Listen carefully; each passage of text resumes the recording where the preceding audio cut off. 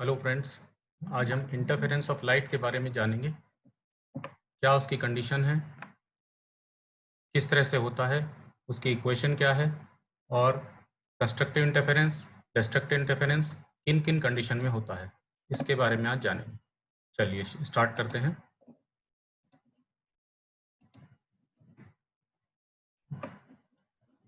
मैं Ramakant, lecturer physics, DN polytechnic Meerut से। चलिए इसके लिए सबसे पहले हम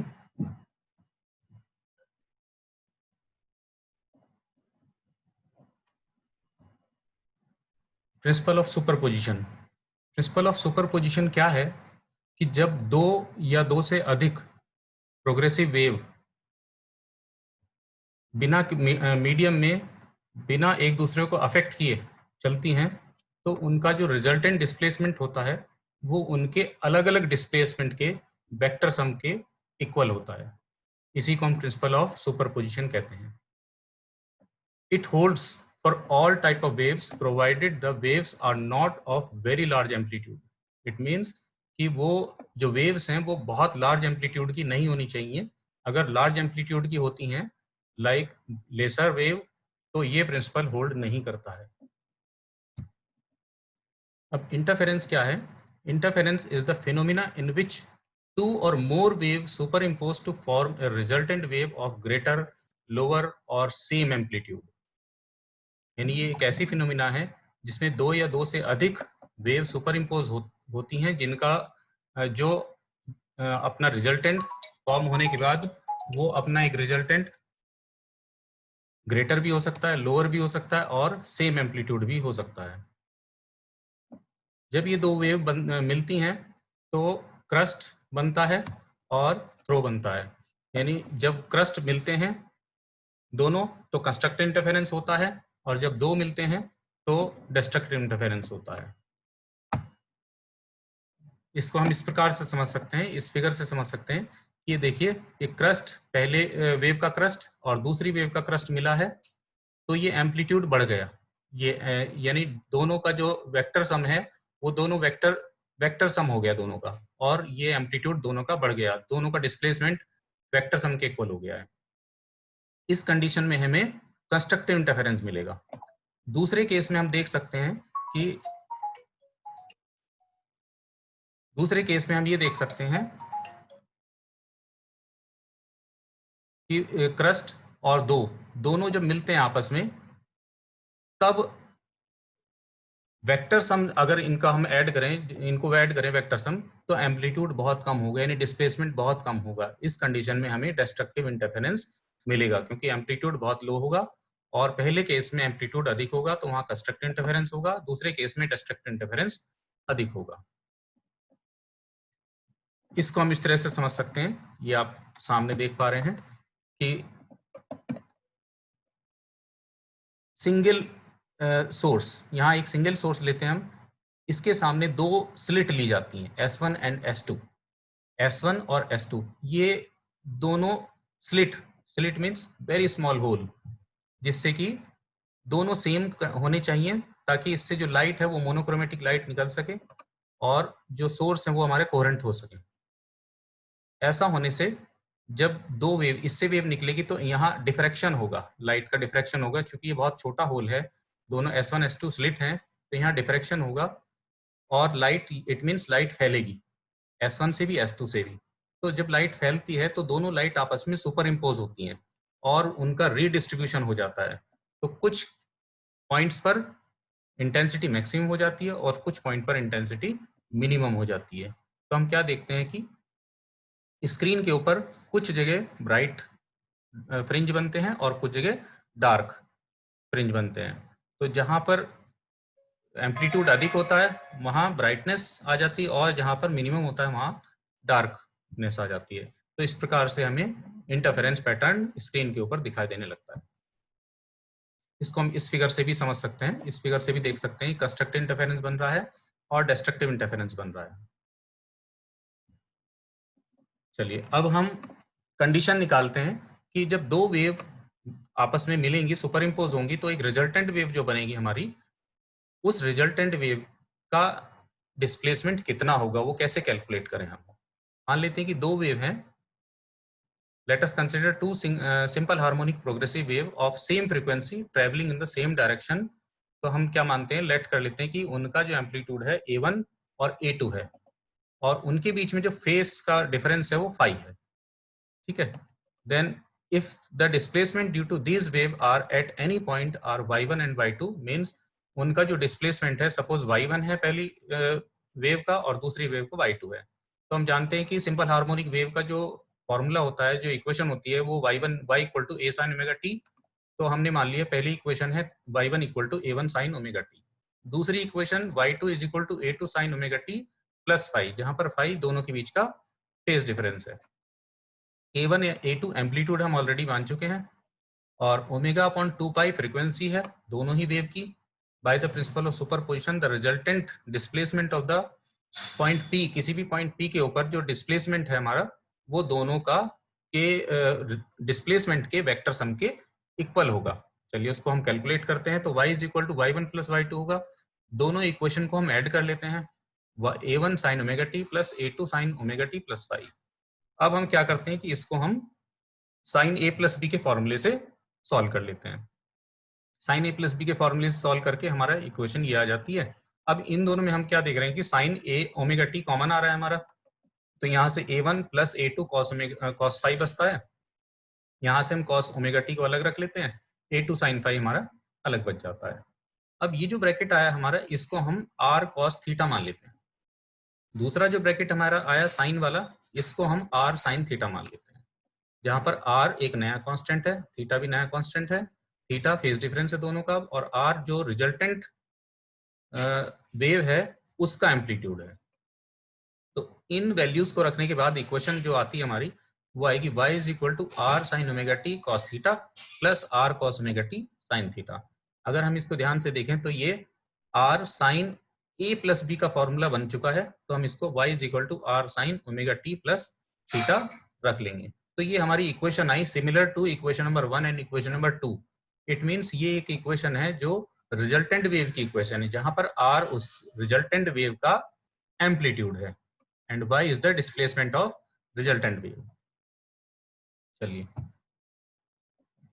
इस फिगर से हम देख सकते हैं कि ये सोर्स है हमारा, ये S1 S2 स्लिट है, ये स्क्रीन है। अब हम उस रिजल्टेंट वेव का जो एम्पलीट्यूड है उसको हम कैलकुलेट करना चाहते हैं कि एम्पलीट्यूड कितना होगा। हम क्या करते हैं कि दो इक्वेशन जो हमारी आई थी अभी लास्ट में, जो हमने दो इक्वेशन मानी, उन दोनों का स्क्वायर करके ऐड कर देते हैं।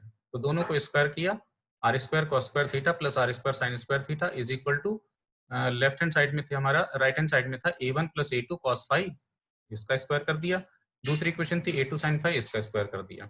इसको जब हम सिंप्लीफाई करेंगे तो हमारी फाइनल इक्वेशन आ जाएगी, क्योंकि अगर हम इसको सिंप्लीफाई करेंगे थोड़ा लेंदी प्रोसेस हो जाएगा, तो हम इसको डायरेक्टली याद कर लेते हैं या आप इसको सॉल्व भी करके देख सकते हैं अलग से। तो ये इक्वेशन बन के आएगी R square is equal to a1 square plus a2 square plus 2a1 a2 cos phi. ये हमारा रिजल्टेंट हो गया। और अगर हम r निकालना चाहें तो r इज इक्वल टू हो जाएगा under root a1 square plus a2 square plus 2a1 a2 cos phi. ये एम्पलीट्यूड निकल के आ गया हमारा उस रिजल्टेंट वेव का। अब हम ये देखना चाहते हैं कि इंटेंसिटी कितनी होगी, क्योंकि हम इंटेंसिटी के टर्म से ही हम बता पाएंगे कि कहाँ पर कंस्ट्रक्टिव इंटरफेरेंस बनेगा और कहाँ पर डिस्ट्रक्टिव इंटरफेरेंस बनेगा। तो हम जानते हैं चूंकि I डायरेक्टली प्रोपोर्शनल होता है एम्पलीट्यूड के स्क्वायर के, यानी इंटेंसिटी डायरेक्टली प्रोपोर्शनल होती है एम्पलीट्यूड के स्क्वायर के। तो अगर हम यहाँ पर ये मान लें कि हमने वो थ्रू आउट k की मल्टीप्लाई कर दें, तो ये होगा I is equal to a1 square plus a2 square plus 2a1 a2 cos phi. और इसको हम फिर लिख सकते हैं I is equal to I1 plus I2 plus 2 under root I1 I2 cos phi. यहाँ पर I1 पहली वेव की इंटेंसिटी, I2 दूसरी वेव की इंटेंसिटी है, फाई दोनों के बीच का फेज डिफरेंस है और I उस पॉइंट, जिस पॉइंट पर हम लेना चाहते हैं उस पॉइंट का की इंटेंसिटी है। अब हम इस इक्वेशन से देख पा रहे हैं कि I1 I2 तो कांस्टेंट है हमारा, जो भी डिपेंड करता है रिजल्टेंट इंटेंसिटी जो डिपेंड करती है वो ओनली ऑन फाई पर डिपेंड कर रही है कि फेज डिफरेंस कितना है। फेज डिफरेंस जितना होगा उसके हिसाब से उसकी इंटेंसिटी निकल के आ जाएगी। अब हम ये देखते हैं कि क्या कंडीशन होगी कि मैक्सिमम इंटेंसिटी आए। वो कंडीशन कौन सी होगी कि मिनिमम इंटेंसिटी आए, तो इसी को हम डिस्कस करते हैं। अब हम देखते हैं कि कंस्ट्रक्टिव इंटरफेरेंस को लेते हैं हम। Constructive interference means intensity maximum. कोई भी पॉइंट हमने पी लिया है, जैसे अभी हमने फिगर देखी थी उसमें एक पी पॉइंट लिया, तो उस पी पॉइंट पर इंटेंसिटी मैक्सिमम हो, उसकी क्या कंडीशन है, वो कब हो, हम कौन सी वो कंडीशन है जहां जिससे कि उस पी पॉइंट पर इंटेंसिटी मैक्सिमम आएगी। तो आई की वैल्यू अभी अभी आपने देखी कि I is equal to I one plus I two plus two under root I one I two cos five. तो कॉस फाइव पर डिपेंड करता है, कॉस फाइव की वैल्यू जितनी ज्यादा होगी उतनी ही आई की वैल्यू अधिक होगी। तो कॉस फाइव की वैल्यू मैक्सिमम होती है +1। तो यहां से अगर हम देखें तो डेल्टा फाइव यानी कॉस को अगर हम इधर ले जाएं तो कॉस इनवर्स 1, और ये इट मींस डेल्टा फाइव यानी फेज डिफरेंस 0 पर ऐसा होता है। कॉस इनवर्स 1 की वैल्यू 0 होती है 2 पाई पर 4 पाई, और अगर इन जनरल अगर हम देखें तो ये 2n पाई। तो इसका मतलब ये हुआ कि मैक्सिमम इंटेंसिटी कब होगी, जबकि फाइव यानी फेज डिफरेंस 2n पाई होगा, जहां पर n 0 1 2 3। तो अब हमारे पास कंडीशन आ गई, हम फेज डिफरेंस के हिसाब से ये बता सकते हैं कि कहां पर कंस्ट्रक्टिव इंटरफेरेंस बनेगा।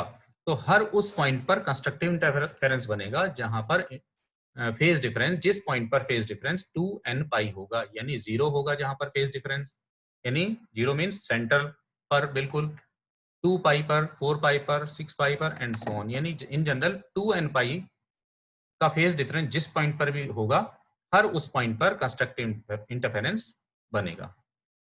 अब इसी बात को हम फेज डिफरेंस पाथ डिफरेंस के टर्म में समझते हैं कि पाथ डिफरेंस के टर्म से अगर हम जानना चाहें कि पाथ डिफरेंस के हिसाब से देखें तो कंस्ट्रक्टिव इंटरफेरेंस कब बनेगा, कहाँ बनेगा, तो हम एक रिलेशन जानते हैं फेज डिफरेंस और पाथ डिफरेंस में कि phase difference is equal to 2 pi upon lambda into path difference होता है।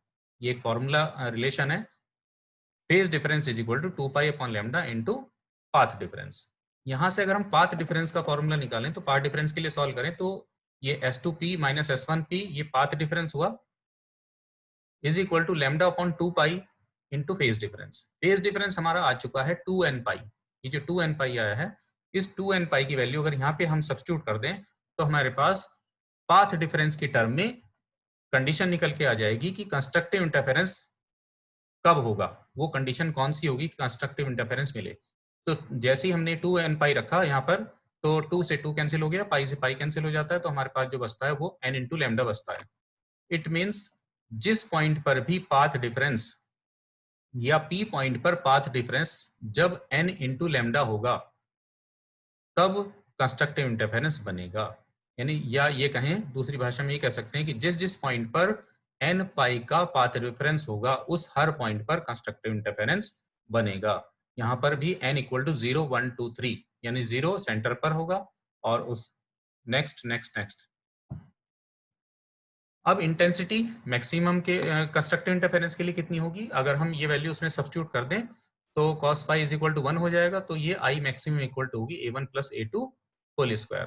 तो मैक्सिमम इंटेंसिटी हमारी जो निकल के आएगी दोनों के एम्पलीट्यूड के सम के स्क्वायर के इक्वल होती है। ये हमारी कंडीशन निकल करके आ गई कंस्ट्रक्टिव इंटरफेरेंस के लिए। अब हम डिस्ट्रक्टिव इंटरफेरेंस को देखेंगे कि डिस्ट्रक्टिव इंटरफेरेंस की क्या क्या कंडीशन है फेज डिफरेंस के हिसाब से और पाथ डिफरेंस के हिसाब से। तो फेज डिफरेंस के हिसाब से अगर हम देखें तो cos फाइव की वैल्यू मिनिमम होगी, उस कंडीशन में ही पाथ उस वही कंडीशन होगी जिसमें डिस्ट्रक्टिव इंटरफेरेंस बनेगा या आई की वैल्यू मिनिमम होगी। तो हम क्या देख रहे हैं कि डेल्टा फाइव की वैल्यू -1 मैक्स फाइव की वैल्यू cos फाइव की वैल्यू -1 मिनिमम होती है, और मिनिमम -1 वैल्यू पाई पर 3 पाई पर 5 पाई पर और इन जनरल अगर हम कहें तो 2n-1 पाई पर होती है। इसका मतलब ये हो गया हमारा यहाँ पर भी एक रिलेशन, हमारी एक कंडीशन निकल करके आ गई कि फेज डिफरेंस जिस समय 2n-1 इंटू पाई होगा या जिस पॉइंट पर 2n-1 इंटू पाई का फेज डिफरेंस होगा, हर उस पॉइंट पर डिस्ट्रक्टिव इंटरफेरेंस बनेगा। नेक्स्ट, अब हम इसी चीज को हम पाथ डिफरेंस की टर्म से समझते हैं। तो सेम पहले वाली रिलेशन यूज करते हैं कि path difference is equal to lambda upon 2 pi into 2n-1 into pi, यहाँ से कैंसिल कर दें हम तो हमारा इक्वेशन निकल के आती है, पाथ डिफरेंस की निकल के आती है 2n-1 लैम्डा बाई 2। तो जिस पॉइंट पर 2n-1 लैम्डा बाई 2 का पाथ डिफरेंस होगा, हर उस पॉइंट पर डिस्ट्रक्टिव इंटरफेरेंस बनेगा। या अगर हम पी पॉइंट पर देखना चाहें कि पी पॉइंट पर पाथ डिस्ट्रक्टिव इंटरफेरेंस कब बनेगा, तो तभी बनेगा जब 2n-1 लैम्डा बाई 2 का पाथ डिफरेंस होगा। इंटेंसिटी कितनी होगी मिनिमम, अगर हम मिनिमम निकालें तो I minimum is equal to A1 minus A2 whole square. अब इन दोनों से हम एक कंडीशन निकाल सकते हैं, ये इंटरफेरेंस पैटर्न हमें मिल गया मैक्सिमम और मिनिमम का, दोनों की कंडीशन आ गई सुपरपोजिशन प्रिंसिपल से। तो I maximum upon I minimum is equal to A1 plus A2 whole square upon A1 minus A2 whole square. ये हमारा एक नया फॉर्मूला निकल के आ गया जिससे हम दोनों को देख सकते हैं। अब हम ये मान लेते हैं कि जो स्लिट है हमारी S1 S2 उनकी जो विड्थ है W1 W2 है and intensity of the light wave is I1 and I2, then W1 by W2 is equal to I1 by I2 होता है। अब since I directly proportional to A square होता है तो हम I1 by I2 को A1 square by A2 square भी लिख सकते हैं। तो एक और हमारे एक रिलेशन निकल के आ गई कि I1 by I2 is equal to A1 square by A2 square is equal to W1 by W2। ये यंग्स डबल स्लिट एक्सपेरिमेंट है, यंग साइंटिस्ट थे, उन्होंने इसका एक एक्सपेरिमेंट करके दिखाया था जिसमें उन्होंने कंस्ट्रक्टिव इंटरफेरेंस और डिस्ट्रक्टिव इंटरफेरेंस कैसे बनता है उसको शो किया था। तो ये सोर्स है, ये स्लिट है, इनके बीच का जो डिस्टेंस है सपोज हमने 2d लिया और स्लिट से लेके स्क्रीन तक का जो डिस्टेंस है वो कैपिटल डी ले लिया। ये O सेंटर है और ये B पॉइंट पर कोई फ्रिंज बन रहा है, मान लेते हैं इनको हम फ्रिंज कहते हैं। ये जो ब्राइट और डार्क जो कंस्ट्रक्टिव इंटरफेरेंस डिस्ट्रक्टिव इंटरफेरेंस बन रहे हैं इनको हम ब्राइट फ्रिंज डार्क फ्रिंज भी कहते हैं या कंस्ट्रक्टिव इंटरफेरेंस डिस्ट्रक्टिव इंटरफेरेंस कहते हैं। तो किसी एक पॉइंट के लिए अगर हम डिस्टेंस देखें तो हम उसको y से शो करते हैं। इसका एक डेमो कि किस तरह से इंटरफेरेंस हो रहा है, सुपरपोजिशन प्रिंसिपल कैसे हो रहा है, दो वेव कैसे आपस में मिलकर के डिस्ट्रक्टिव इंटरफेरेंस बना रही हैं और कंस्ट्रक्टिव इंटरफेरेंस बना रही हैं। ये देखिए रिफ्रैक्शन दिखाई दे रहा है आपको, यहाँ रिफ्लेक्शन शो हो रहा है। अब ये एक सिंगल स्लिट है, यहाँ से वेव आई और ये डिफ्रैक्शन हुआ यहाँ। अब ये दो स्लिट जो स्लिट ली हमने दो, उन दोनों से दो वेव निकली, दो वेव आपस में ये सुपर इम्पोज होने लगी। ये देखिए यहाँ पर सुपर इम्पोज शो किया जा रहा है और सुपर इम्पोजिशन पर ये रीडिस्ट्रीब्यूशन होगा जिससे कि कुछ पॉइंट्स पर डिस्ट्रक्टिव इंटरफेरेंस हुआ, कुछ पॉइंट पर कंस्ट्रक्टिव इंटरफेरेंस हो गया, कुछ पर ये हो जाती है, कुछ उसका एक नहीं डिस्प्लेसमेंट वेव्स। अब दोनों का वेव को जनरेट है और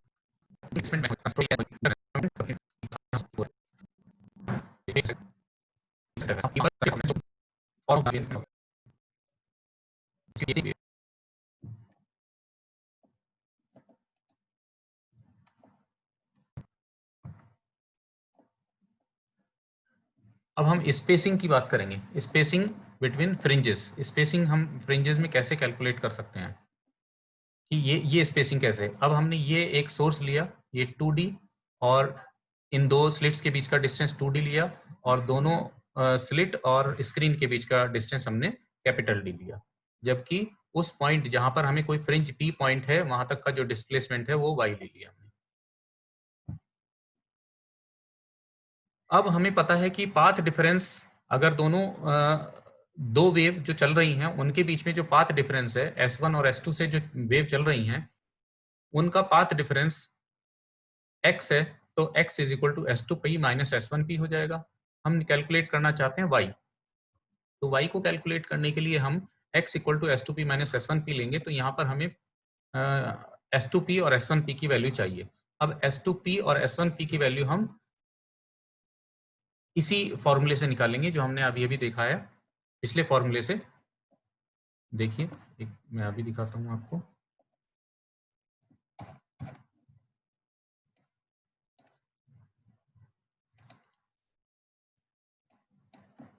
ये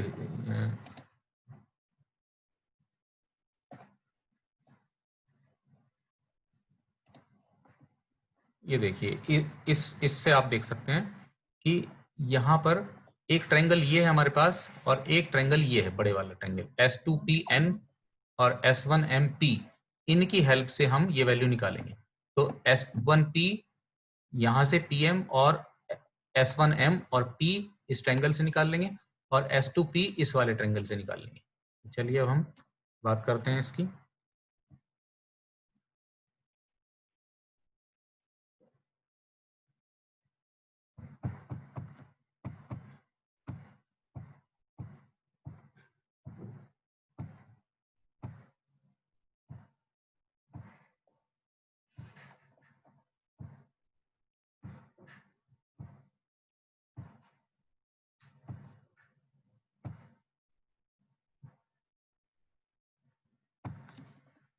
चलिए ये S2P whole square is equal to S2N square plus NP square, यहाँ से हम इसको कैलकुलेट कर लेंगे। जो हमारी वैल्यू आएगी S2P whole square is equal to, क्योंकि S2N था D और NO स्मॉल d है, क्योंकि हमने दो स्लिट के बीच का जो डिस्टेंस है वो D लिया था और हमें हाफ लेना है, तो इसलिए हमने D ले लिया, और OP Y लिया है ऑलरेडी हमने, तो ये S2P की वैल्यू आ गई। इसी तरह से हम दूसरे ट्रायंगल से S1P की वैल्यू निकाल लेंगे, जो हमारी आएगी D square plus Y minus D whole square. अब इन दोनों को हम माइनस कर देंगे, S2P square minus S1P square.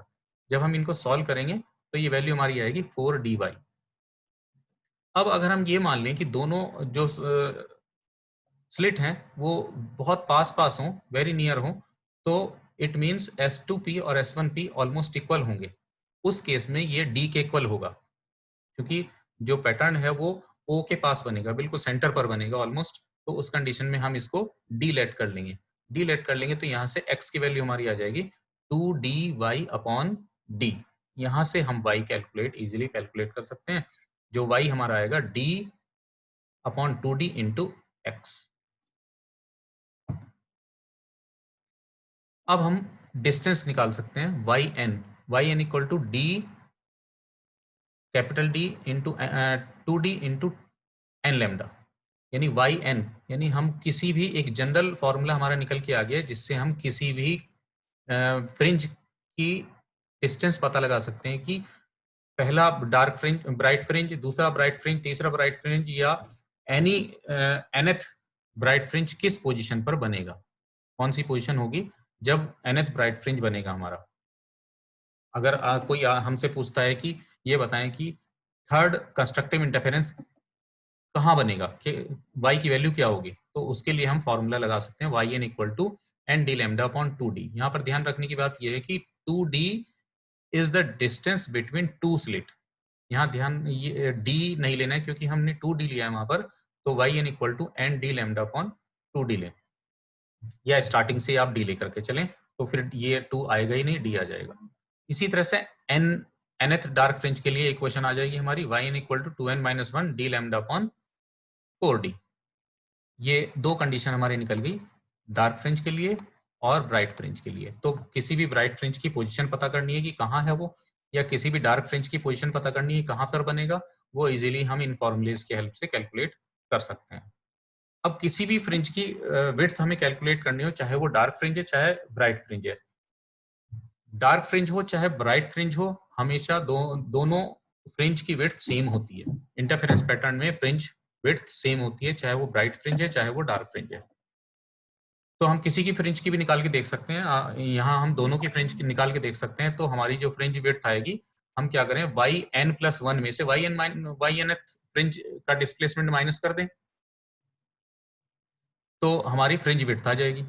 इस तरह से YN+1 में से YN माइनस किया हमने, तो ये हमारी फ्रिंज विड्थ आ गई W is equal to D lambda upon 2D। अगर हम D लेके चलते तो W is equal to D lambda upon small d आ जाती है। इसी तरह से ब्राइट फ्रिंज से भी निकाल सकते हैं आप। तो हमारे इस तरह से हमने कंडीशन निकाल ली कि ब्राइट फ्रिंज की इक्वेशन निकाल ली, कि ब्राइट फ्रिंज की पोजीशन के लिए निकाल ली, डार्क फ्रिंज की पोजीशन के लिए निकाल ली कंडीशन, और विड्थ निकाल ली हमने किसी भी फ्रिंज की कि क्या विड्थ होगी। नेक्स्ट इसके बाद है कंडीशन ऑफ इंटरफेरेंस। क्या क्या कंडीशन होनी चाहिए, अगर ये कंडीशन नहीं रखते हैं हम तो हमको हमारा जो इंटरफेरेंस पैटर्न है वो नहीं बनेगा। वो क्या क्या कंडीशन होंगी, number 1, the two source must be lie very close to each other, दोनों सोर्स जो हमारे दो स्लिट हैं वो बहुत क्लोज होनी चाहिए, otherwise bright and dark fringe will be very close to each other और may even result in overlapping due to very large path difference. Path difference उस कंडीशन में बहुत ज्यादा हो जाएगा जिससे वो ओवरलैप हो जाएंगी और हम उनको इजीली आइडेंटिफाई नहीं कर पाएंगे। दोनों सोर्स बहुत नैरो होने चाहिए। A bigger source of light is a large number of point sources, a pair of each of large number of point source give large set of interference fringe resulting in general illuminance. तो वो general illuminance आएगा, वहां पर आपको एक spot दिखाई देगा, ना कि आपको इंटरफेरेंस पैटर्न दिखाई देगा। नेक्स्ट सोर्स है the source should emit wave of equal amplitude to enable complete darkness at the point of minimum intensity rather than the dimly illuminated point. Equal amplitude के होने चाहिए। नेक्स्ट है the two sources should either be in the same phase और have constant phase difference. ये बहुत important है condition interference की कि जो फेज डिफरेंस है वो थ्रू आउट कांस्टेंट रहना चाहिए, या तो सेम रहे या कांस्टेंट रहे। The source of each wave are called coherent source. On using ordinary light, number of sets of interference fringe of dark and bright bands will be produced due to each component color of different wavelength resulting in general illuminance. Therefore, only monochromatic light should be used. तो monochromatic light होनी चाहिए, जो source है हमारे वो coherent होने चाहिए। तो ये कंडीशन है, अगर ये कंडीशन हम नहीं रखते हैं तो हमारा इंटरफेरेंस पैटर्न नहीं बनेगा।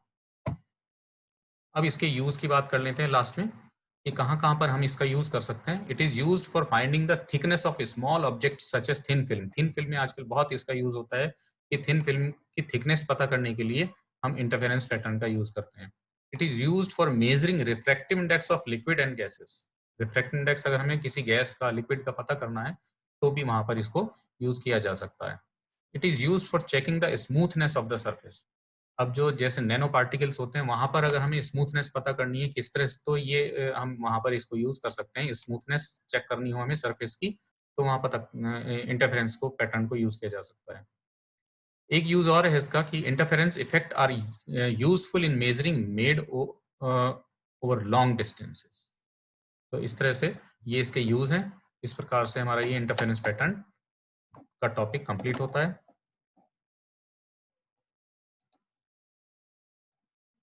So thank you.